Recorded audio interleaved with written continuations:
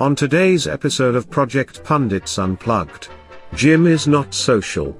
And a lot of these people from sales things want to go to a bar, go to the next thing. I am more than happy to give you the credit card and you go show the clients a good time. But like, it's just not my thing. Jim recaps an event. Yeah, it was something. It was something. Yeah, it sounded like it was something. Yep. Good. Yeah. I'm glad it was something else. That's what she said. That's what she said. And sorry, had to. That's a good one.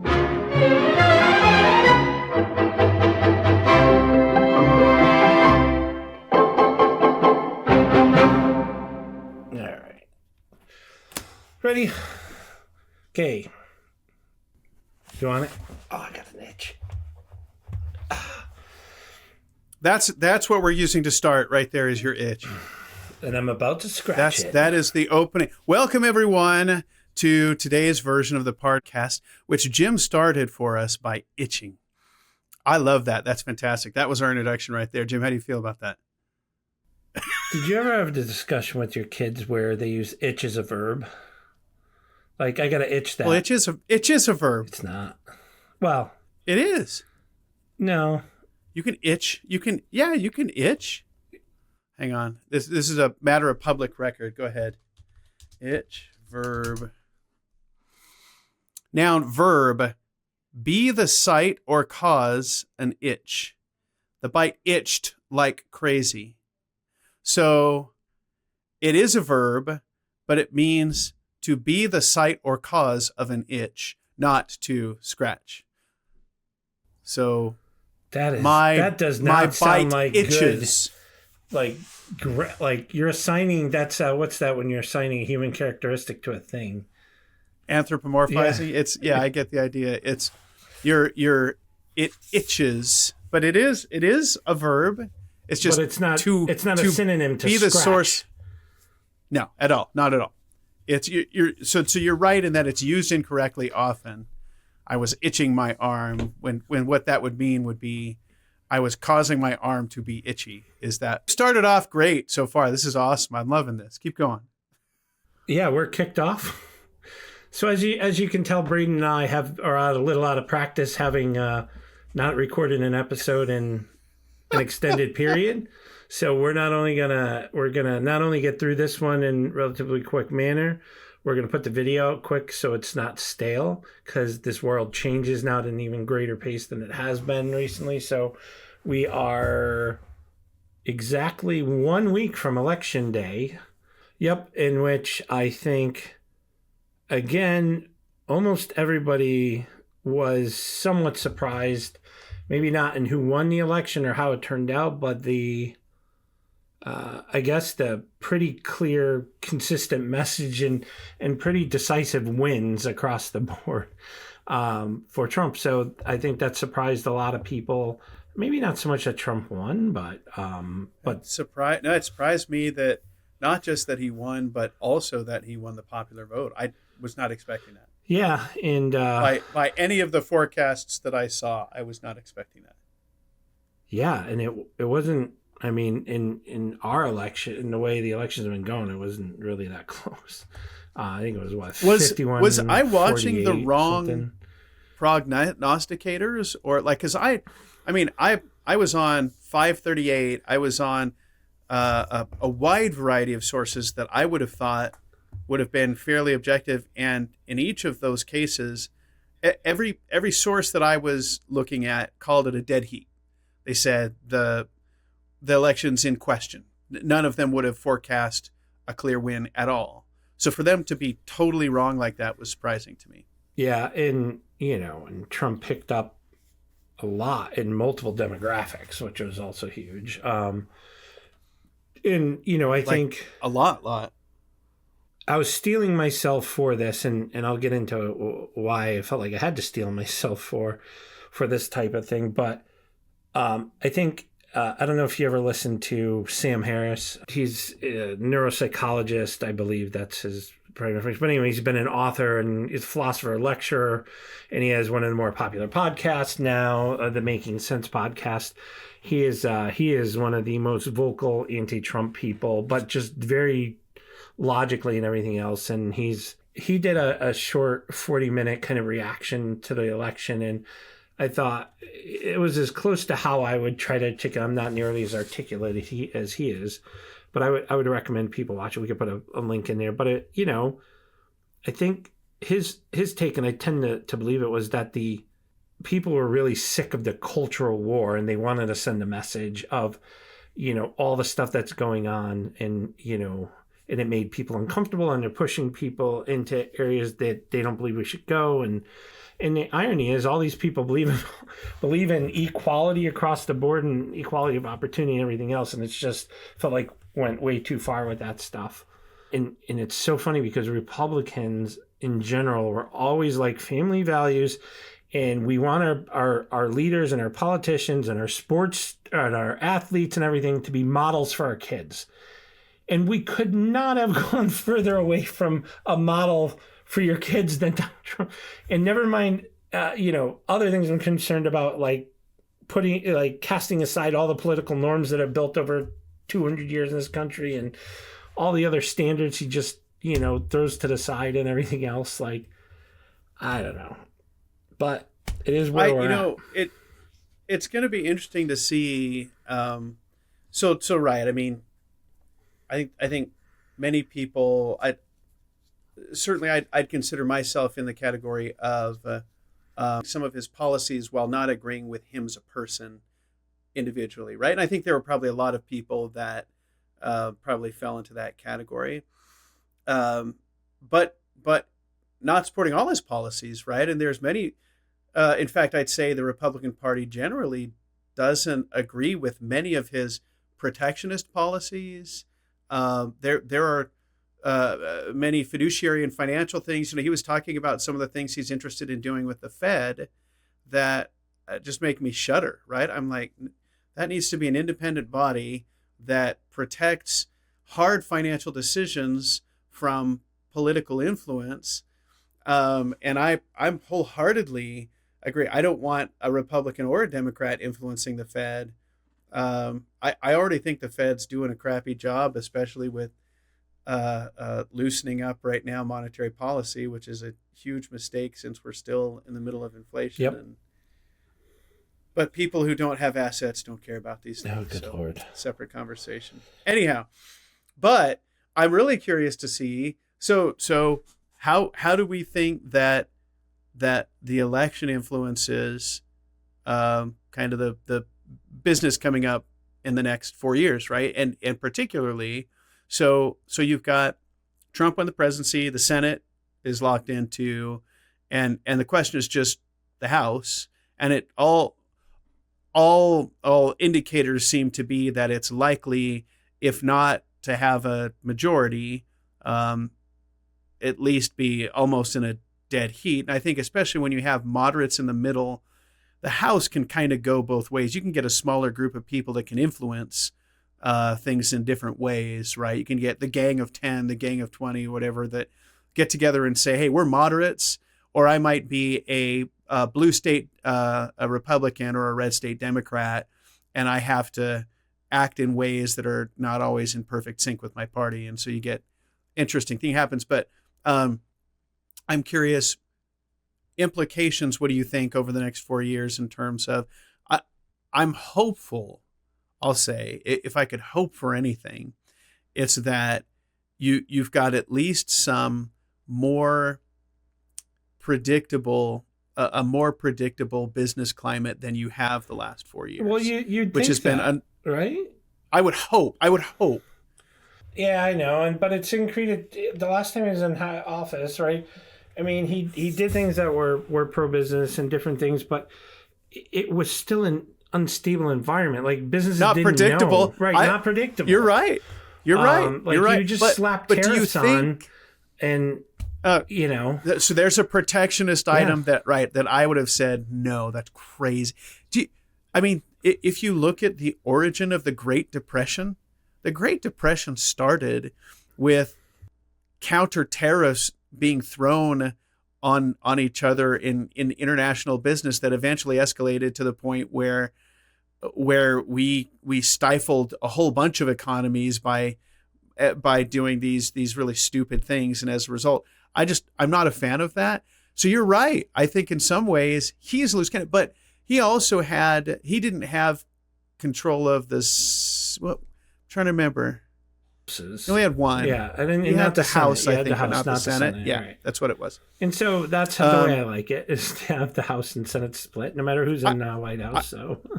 I kind of tend to agree that it requires compromise in order to get stuff done. I agree. Yeah, so there's a number of things like it's going to pull out the Paris Climate Accord, like wherever you land on that creates some level of instability. It's like the biggest thing people are worried about internet. Well, there's a number of things, but one of which is pulling out of NATO, and like that would just be, my heavens! Like there are people are betting that's almost a sure thing. Really? Yeah. Has Trump threatened to do that? Yeah. I missed that. Yep. Rhetoric. And then we got, how are you going to handle the Ukraine war and support of Israel and Iran? That could go sideways. So there's that. Trump seems to have I'll say indicated an interest in closer relations with Russia. Mm-hmm. When he was president last time, I thought. Yeah, that was, and, does that mean, he's going to, push to have Ukraine give up large swaths of territory beyond Crimea? I don't know. Or at least try to broker. Well, that I'm a fan of. I mean, I truly believe, and, maybe, soldiers will show up at my house after we release this episode, but like, private defense contractors, don't joke. No, but like the military industrial complex it's making money hand over steam shovels of like money, like just by having these wars, right? And the military industrial complex is huge. It's so I'm a fan of that. Like we've got to shut that down, and he's not a fan of it. Jim's house with overwhelming force. Yeah. So then you get into other business things, right? So healthcare. What's the implication going to be for healthcare? Okay. I'll get to healthcare because that's a whole separate topic. All right. But I jumped the gun. I'm sorry. I'm too early. No, let's talk about immigration, a much less controversial topic. Oh yeah, sure. No, Trump wants to do mass deportations, and he says he's going to do it. It's like it's not possible. Like it's the cost of it. There have been models run on it. How much it's going to cost? We don't have Depends have to hire on what resources he wants to spend. Hundreds of billions of dollars, right? If you want to get it done within a fixed time period, like it's in the issues with it are layered. And like my issue with it is we don't have enough people in this country to do the jobs right now. We have still under 4% unemployment, or right around 4%. And I'll just tell you still, and maybe this isn't everyone in the country, but we still have restaurants shutting down. They can't get people. Agree with that at all, by the way. What? But okay. What part?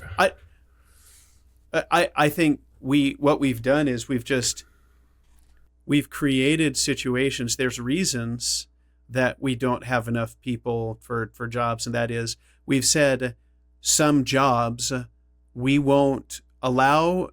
We put a floor on the price that people are allowed to pay for any labor for any reason, right? We have a minimum wage, and at least in California, that minimum wage is an incredibly high amount, such that the minimum amount that you can pay a person to do any job is, $20 an hour or whatever minimum wage is. It's 15 something, I think, right now in California. I have to look it up. But as a result, it means that there are companies that say either I can hire someone for $15 an hour, or I can't fill that role because it's too expensive. Like they're not there. It used to be that you'd say, or I could pay someone $5 an hour who really is hungry for work, like say a kid, a 16-year-old who's looking to earn some, spending cash, or a college student in between. Temporary people who are genuinely intending to do temporary work in between things, that today they say, no, you can't do any work for anything less than the minimum wage. And as a result, you have this imbalance of either you have people who say, I can't afford to create a position that does that, or B, you say, yes, I'm going to create a position, but now I have incredibly high expectations as to who and how that job gets filled. But you no longer have the ability to create in between jobs that weren't meant to be a living wage job as much as a temporary, come and sweep the floors in the back, and it's not intended to be a life earning wage. It's something for a kid to do to earn a couple of bucks. Those don't exist anymore.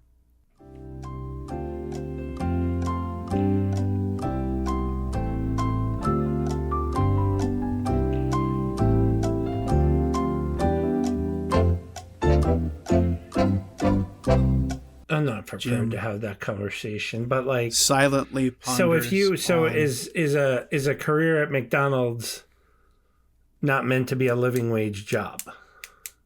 It depends. Well, I mean, back in the day, right? Those maybe outside of, say, a management position or something. If I'm just flipping burgers, yeah, that wasn't intended ever to be a living wage job. That was intended to be a temporary position. They go through those positions, or they used to at least. They're rehiring someone every month, right?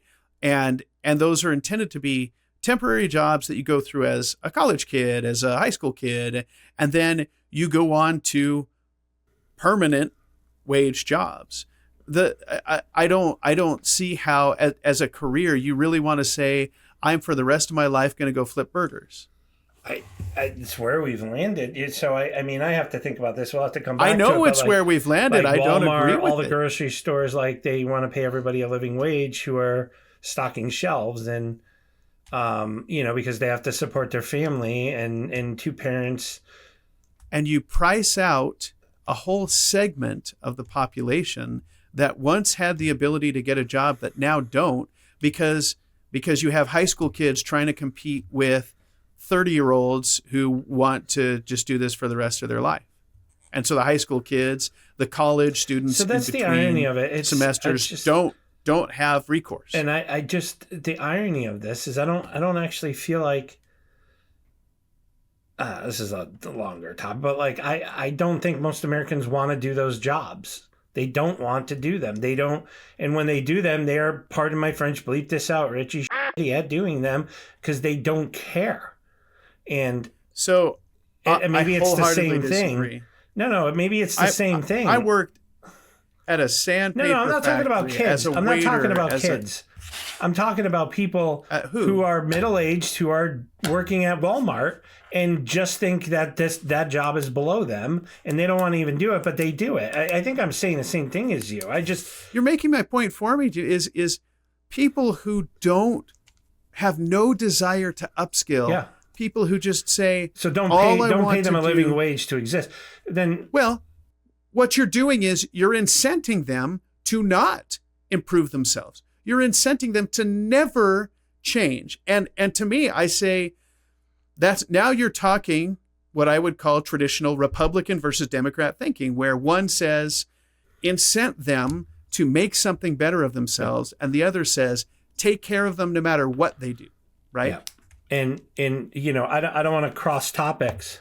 That the thing we just talked about is going to hit hyperspeed in the next few years with AI eliminating a lot of different roles, robotics, not just AI, robotics and automation. That'll be there now, and then we'll get into topics like universal basic income and, different things like that, which I'm sure is one of your favorites as well. But, anytime what I've experienced, and this partly comes, I think any parent could tell you, when you take away incentive for someone to become better, to work harder, to try harder, you will get a small percentage, 10%, maybe less than that, of people who will say, I'm going to do this regardless of what the incentive is. I simply want to make self-motivated, whatever, right. So, yeah, but it's even beyond self-motivation. Yeah. It's just, I want to work just because work is fun for me, or whatever. But anyone else who, if you said you can have two choices, you could work or not work, either way you get the same amount of money. I'd be surprised if more than, 1 out of 100 says, yes, I want to work, as opposed to not work and get the same amount of money.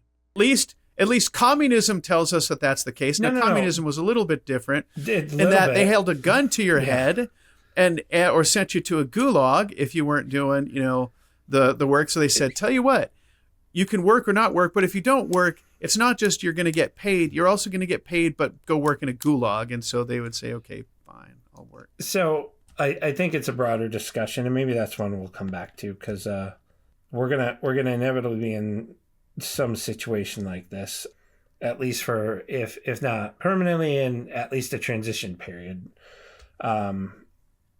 So let's talk quick about the healthcare impacts. I mean, the main thing is, God help us.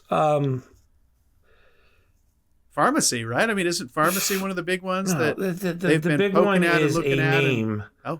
Robert Kennedy Jr., who Trump has promised to run some of the most important institutions, and then Robert Kennedy Jr. saying he's going to gut X, Y, and Z. Now, ironically, with Robert Kennedy Jr., you can pull specific things, which I would love to, take a blowtorch to certain bad behaviors that have been built up in agencies, just like Elon on the efficiency stuff. Don't get me wrong. I'm a big fan of that, but he's also got views that are way out there on vaccinations and things that are just based on pseudoscience and fake stuff. But can we not do that? Can Trump be yourself and just be like, I never told him that?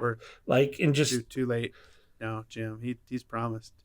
I mean, that was probably part of the endorsement deal, was they made some, agreement. So but Trump doesn't honor any agreements. Be who you are, Trump, and dishonor your agreement. I would say it would be very bad for business if he weren't pretty consistent in honoring his agreriments. To be fair, really, has it really affected him? He got reelected president.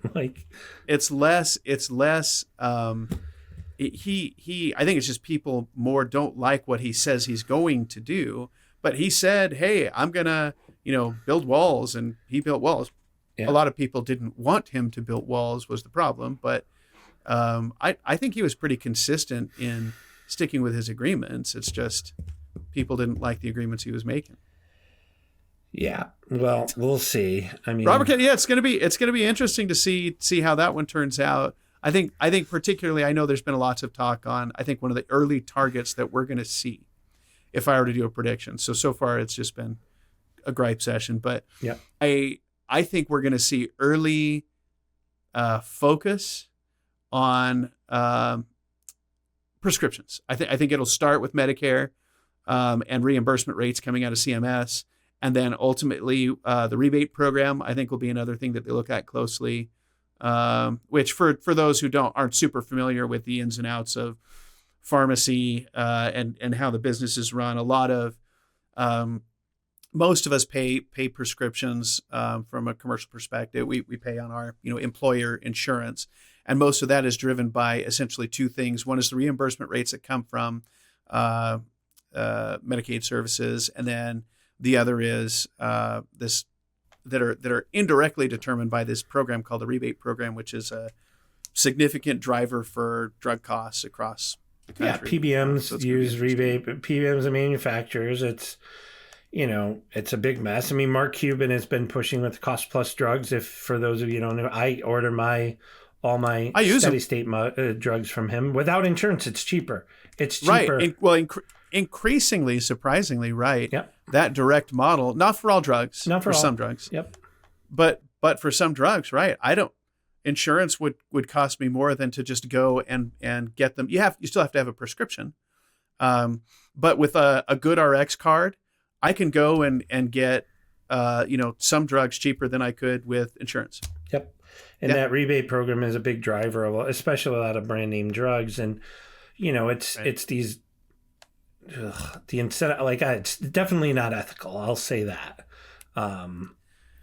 It's a program. It's people who took advantage of a program, and it's it just kind of evolved into it, and I guess technically, I'll say it's the way that pharmacy companies have found to continue to get revenue, and at the same time, but I think it fills an important role, and we could I think this is an interesting topic to cover, but one of the things that I get, people constantly want to drive down drug prices, and I get it, people want affordable medicines to help them with their conditions, right?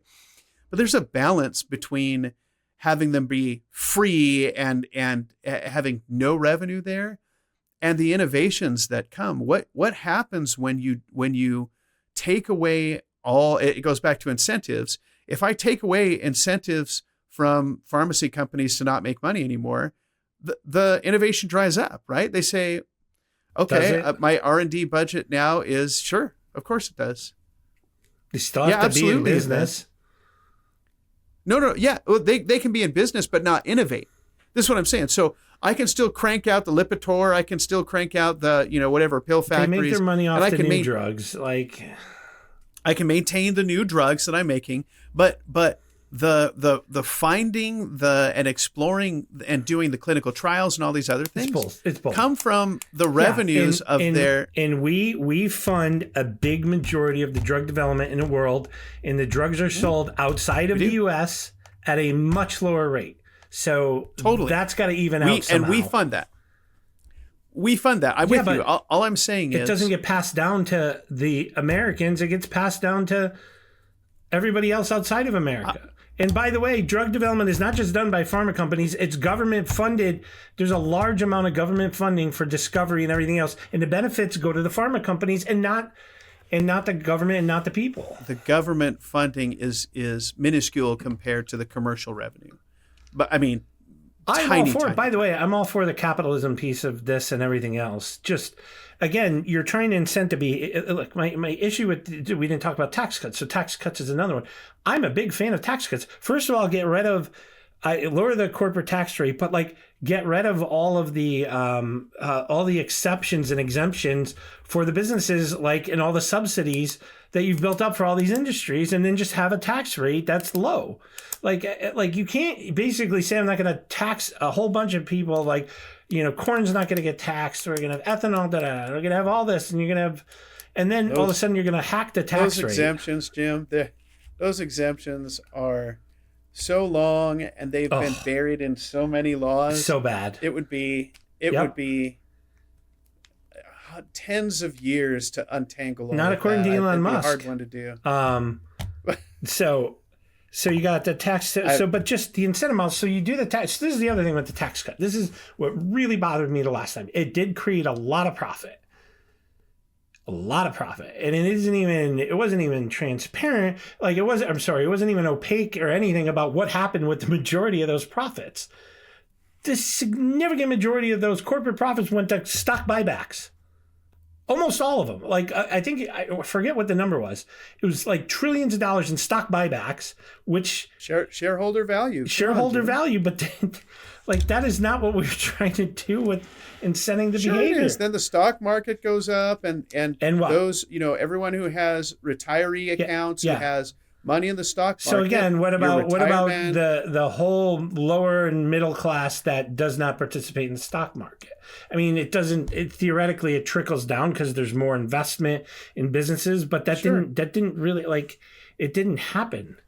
Those weren't made into capital investments into improving or lowering costs or bringing manufacturing back, making investments, opening new factories. It did not. It went straight into these are already money-making machines, and they just poured more fuel into it, and they didn't really innovate. With buybacks, though, you are enabling that the capital then becomes available to go and invest in other places. The trickle down effect is that there's other places that the capital is invested. Theoretically, yeah. And it becomes available to the broader market to do other things. I guess you can't force people to say, hey, come and participate in improving the usefulness of the money that you're storing. Again, it depends on what the intent of the I don't think the outcomes net of that were what the intention was. But obviously is a bigger topic. I mean, these are companies, the companies that probably, they're already, like the numbers don't even make sense for how much cash they're sitting on. Like these many of the large companies, especially the tech companies, are sitting on like just trillion out, like several $100 billion in cash. But that, hundreds of billions in cash. They're not, let's all be clear here. Let's be clear. No company, yes, let's be clear. No company is sitting on cash. None of them. Cash are short-term equivalents. They're not investments. They're liquid cash equivalents. Unless it's used for cash flow. So let's say that I regularly have, ins and outs that require a cash flow a reserve of $1 billion or something. There's cash and short-term investments. Well, the cash on hand of Apple has dropped significantly. It's dropped to $65 billion. Okay. Now, I don't know what that is relative to. It was in March 30th of 2024. They had $162.3 billion in cash and cash equivalents. See, but Jim, that's not a. Here's what you have to measure, right? Is if 65 billion could be, what their electric bill is that they pay every month. I don't know what that number. Well, it sounds big, but there's a certain amount of cash that companies have to hold on hand in order to handle transactions that come in and out, right? Berkshire Hathaway sold off before the election a whole bunch of their stock. They're sitting on $277 billion in cash. Okay. Again, you'll have companies that will temporarily do that, especially if Berkshire Hathaway, that's an investment firm, right? If they're sitting on cash, it means they have a negative outlook on the market in the short term, and they're essentially betting that's a bet against the market right now. They're saying, I think cash is a safer bet. Different than a company who would say, hey, I want to have this in capital somewhere. I want to have those in investments. So I guess if you looked at my cash flow, right, you might look at how Braden's. Okay. That's all. I'm just saying they have cash flow statements that also they have positive cash flow statements. The gross number, 65 billion, doesn't really mean much to me without context. Yeah, without context. If you say they're holding, if you said they're holding on 65 billion unused, unspent, and untouched for 5 years in a row, then I'd be like, wow, that's surprising. I would love to see who's managing their cash pile and what the investment strategy is there. Meta, Microsoft, Apple, and Google. You can just check them. They're all just sitting on piles of cash. Oh, no, they're investing tons. They just can't spend it. The only reason they're able to spend it now is because they're buying supercomputer clusters and funding the building of nuclear power plants to power those computer clusters. Yeah. Interesting. Did you know Microsoft is restarting 3 Mile Island, one of the reactors in 3 Mile Island? Are they really? Yep. I mean, it's a separate topic, but I've always been a huge proponent of nuclear power. I don't know why we don't. France has something like 80% of their power comes from nuclear, and I'm so jealous. I'm like, yeah, it's unfounded fears. It's safety. It's just I mean, so election things we talked about, immigration. I think the Elon having an outsized role in the election. I like Elon. He's a giant child, though. Is the only reason we can now send American astronauts into space. Come here. Take over, Elon. Just take over.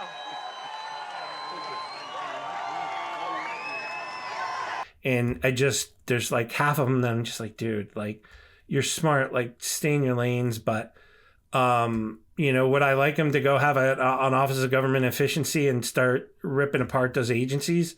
Yeah, I would like to see that. There is, Hopefully he does. And there's some level of that, and there's a risk that it can go into territories that we actually want more regulations in. Like the EPA is a really interesting organization.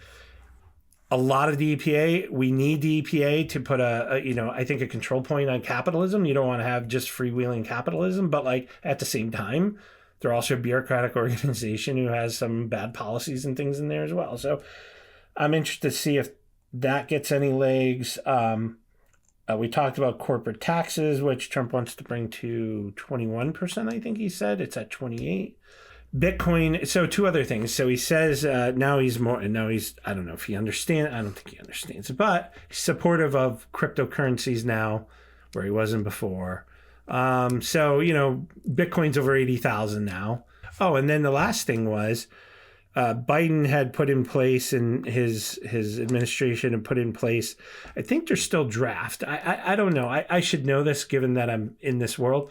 Regulations on AI that had some good things and some maybe overly restrictive things like. Did they mention Skynet by name or no? I'm just curious if it was so fascinating. Actually, Trump wants to roll all of that back, and one of the things was like, for any large enough, however you measure large enough, impactful enough AI company, the large model, they need to have a red teaming, function, and they need to publish the red teaming results, of which I think keep that around. But he's like, no, we're going to get rid of that. I'm like, oh, great. Now we're just going to have unfettered AI development, which will put us way ahead of the rest of the world even further than we are now. But like, I'm not sure I agree with that. No, I don't know that. Although to be fair, you've got, you have, I won't mention specific countries. You could guess which ones, but we're competing against other countries that literally have no rules, right? And very deliberately probably consider that a competitive advantage to say we have zero regulations, go and develop something that is, infinitely faster and better because we're not fettering you in any way. Not as many, I know the countries, but not as many. And they're not able, we have such a stranglehold right now on the chip technology, export controls, the brain power, but that could change. So there's a whole bunch to talk about in AI, and we'll come back to that because there's been some really interesting developments, and some new stuff is going to come out in the next couple months. And if you haven't messed with some of the newer stuff, it's quite mind blowing. We should do some live demonstrations. Yeah, we can do some live stuff. AI capabilities. It'd be fun. So I know you got to wrap up. So we'll watch you develop images. I mean, that's a small one, but oh my God, the process is fun to watch. It's unbelievable. And I've developed some stuff. There's stories. I can show you stuff. It's amazing.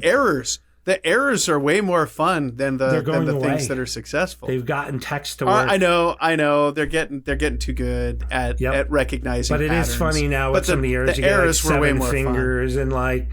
And just not just that, but when it misinterprets things in a way that just is mind-blowingly hilarious. You could probably replicate those errors deliberately if you wanted to now, if you just said... I have all the image history, so it's interesting seeing, I use Midjourney now a lot, and just seeing the progression and looking at the older and wow, how far it's come. It's making progress. The scary thing is it is making progress so quickly. Yeah. As where technology and particular applications of technology have tended to evolve, a 1.1 version, a 1.2 version versus today, I would say looking at the capabilities, say, of an image generation software, if I were to version them, I would say you've gone from a 1.0 to a 4.0 in months, not years. The capabilities just are advancing much more quickly than I think we're used to. Yeah, we should do an episode on that and how to use that in your career, because I'm finding people aren't using it, and now, especially with project management and other things, I you should be weaving this in, if nothing more than an enhancer to what you already do, and it is amazingly powerful. So, all right, we'll wrap it up. Thank you everybody for joining. This was again a little bit of an off topic. We wanted to get together. make sure we're continuous. We are going to continue the podcast and get back to it. But thanks for joining in. Appreciate you guys listening. I know there's actually quite a few people who are asking. So we do have a good number of regular listeners, which is nice to know. So appreciate you guys. And we'll be back with hopefully on somewhat of a more consistent schedule. So as long as we don't self-destruct as a country, it would have been more likely for us to self-destruct if Harris won and it was close. We would have been in a civil war, maybe not doing this. So the irony of the fact that no one's, pardon my French,